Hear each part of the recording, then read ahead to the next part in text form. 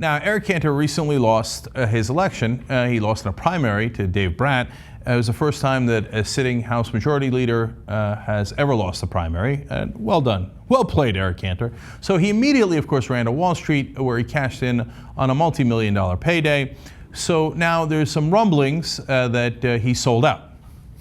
Of course he did, of course.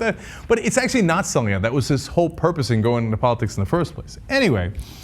So there are now people coming out to Bloomberg and explaining why that's not the case. They're his advocates. Now, first, they set up the story this way. They say, with former White House officials and a Tea Party spokesman calling Cantor a sellout, half a dozen people close to him described his new Wall Street life as an extension of his principles rather than a betrayal of them. That's awesome. And by the way, true. His principles were to get rich. Okay, they cite a fascination with finance that goes back years before he became House Majority Leader, a conviction that bankers drive the economy, and an enthusiasm for helping them to do it better. That was your guiding principle? Why didn't you tell us earlier? My guiding principle is helping the poor bankers drive our economy a little bit better. Oh, I've had a fascination with that for so long. Yeah, of course you did. Your real fascination was with dollar bills, yo. Okay. Oh, go. Look, it's only going to get better. So they explain in the story what Eric Cantor was doing when he lost, okay, when he got the news. Eric Cantor sat in his Washington office in June after one of the biggest upsets in congressional history, getting encouragement from JPMorgan Chase and Company's Jamie Dimon, head of the largest U.S. bank. He's talking to Jamie Dimon in his office like, oh, are you okay, Eric? Oh, I think I'm going to be all right. What are you? And Jamie Dimon gives him a pep talk. Like, you know what? I remember another time when I was fired from another bank, and then I got an even better job that paid me even more money later. And Eric Cantor's like, oh, I know, man, I know. Believe me, I'm coming to your side. I'm going to get a payday. I don't give a damn. I told you he'd quit early. He wouldn't even serve out his term. Of course, that's what he did, because he couldn't wait to get the money. He wasn't going to run as an independent or anything not like that. Payday, man. So here's some of my favorites here. There's so many great quotes in here. They explained that he actually knows a lot about finance, really. Being a Wall Street rookie doesn't mean Cantor is uninitiated, former aide said. They described him getting so excited about mergers and derivatives that they'd have to pull him away from conversations with executives to keep him on schedule. Dude, he wasn't talking about derivatives. He was talking about, hey, you gonna pay me? You gonna pay me? I'm gonna show you how much they paid him in a second. Yes, I'm so excited. I'm so excited to be talking to Wall Street executives. Yeah, of course you had to pull him away from them. He was servicing them. All right. Now, when you get into the details, now they have to admit that he actually doesn't know anything about how finance actually works, the industry, the market, etc. So then they're gonna fall back on generalities.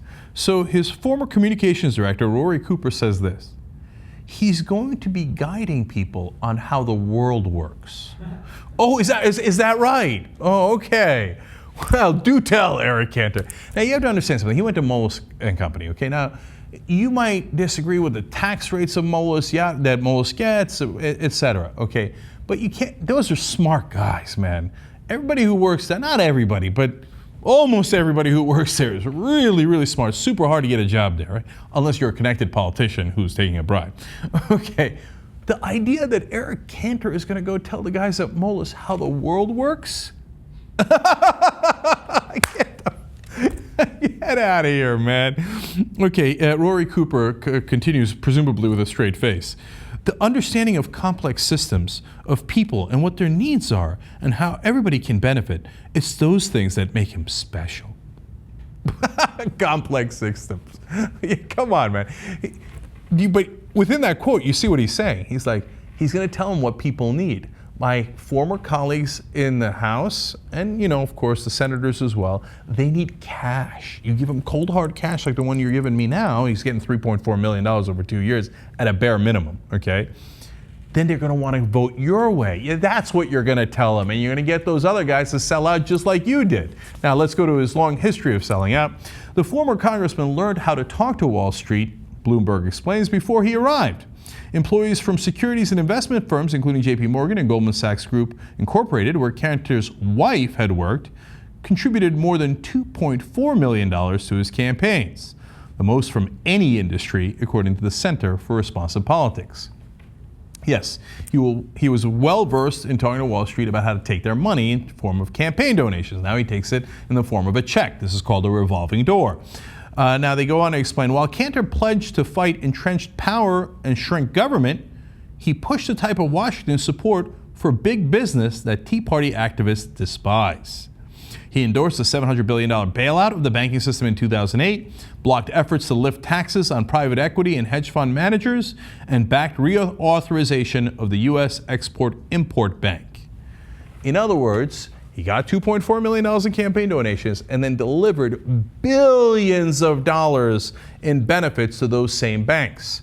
So the extra money he's getting now from Moelis is a tiny fraction of what he has saved them and Wall Street overall. I mean, just on the tax cuts alone, billions upon billions of dollars in their pockets, and how cheap they bought this man. Now, Reagan's former budget director said this about Eric Cantor. He said he's, quote, a bagman for Wall Street. That's the head of President Reagan's Office of Management and Budget calling Cantor that. And that's exactly what he is, okay?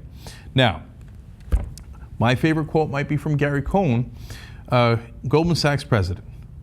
He said about Eric Cantor, quote, "We've all enjoyed having Eric in Congress." I'm sure you did. I'm sure you did. And they're going to enjoy having him back. Part of the Moelis contract is anytime you want to go back into government, don't worry, we're going to pay you everything anyway and make sure you can get back in there. Because you're actually somewhat useful in helping us bribe other politicians through your connections now. But what you're much more useful at is if we put you back into government and you continue to give us all those breaks we shouldn't have in the first place that are fundamentally unfair because it shifts the tax burden onto Americans who are not millionaires and billionaires, the average guy. That's who we're going to shift the tax burden to. Okay.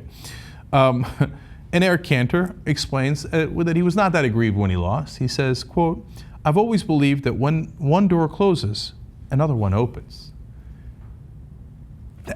That's the definition of the revolving door. You're admitting it. But he's like, yeah, no, that door will close, and then look, a multi-million-dollar door open. Later, I'll go back into government and then back out and get another multi-million-dollar contract as that door keeps opening and closing for me. But I saved the best quote for last. It's not the funniest, it's actually the most depressing. It comes from Mike Ferencz, who's Cantor's former senior policy advisor. You'll be shocked to find out he now works as a lobbyist, okay, for a lobbying company.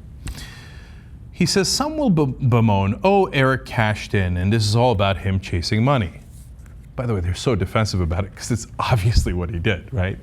That's why they're all going to talk to the press. No, he wasn't cashing in, Okay, but then he goes on to say this.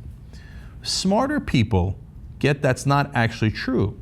There have to be respectable men and women who run, quite frankly, the system. Damn. There's a guy, one of the top staffers for Eric Cantor, saying, you are the rabble. You are the unwashed masses. You can't run this system. We're not going to have a democracy here. We need to have respectable men running the system, okay? And that's Eric Cantor, and that's his friends on Wall Street. Now, really wild coincidence, it turns out they run the system in a way where they wind up with all the money, and you don't wind up with any of it. You wind up with a higher tax burden. They wind up with a lower tax burden. They wind up with less regulations, and all the problems are on you, and all the money is in their pocket. But you need these respectable men to run the system. Because what? Are we going to have a democracy and have the voters run the system? Of course we can't have that. That's why Wall Street gives money to Eric Cantor so he can win elections. And after he stops winning elections, they give him money in direct millions of dollars so they can put him back into government and keep the respectable men in the money. Let's go get him, man. Don't let that stand. Look at that. They're laughing at you behind your back. You think we're going to let you run this? No. We're running this, and all to our benefit. This is exactly why we formed Wolfpack, because of this system of corruption. We can end the corruption. You got to cut the tie between money and politics. There was a time in our country when corporate money was not allowed in politics, when you could not give unlimited donations to politicians and obviously bribe them. We've made the bribes legal. It's insanity. It wasn't always that way.